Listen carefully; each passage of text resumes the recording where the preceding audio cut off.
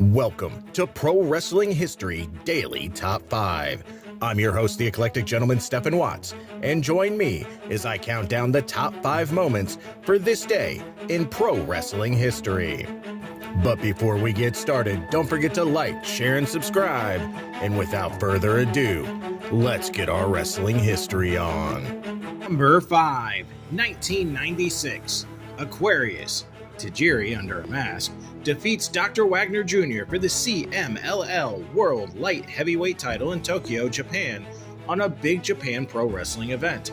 However, EMLL, the governing body for the title in Mexico, had never agreed to the title change.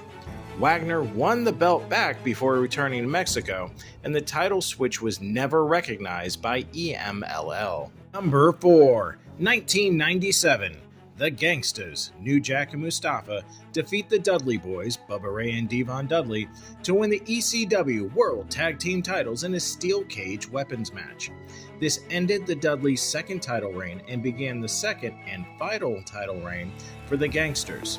The Gangsters would never defend the belts, as Mustafa would leave the company and ECW would push the story that he was injured in this match. Number 3, 1960.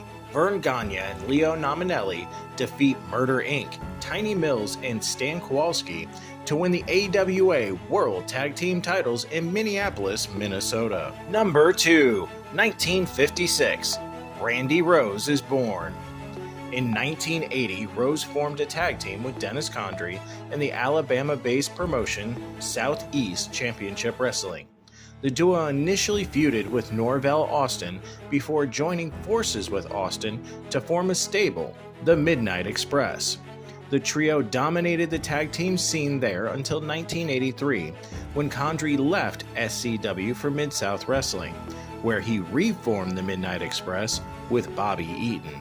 Number 1, 1958. Robert Gibson is born.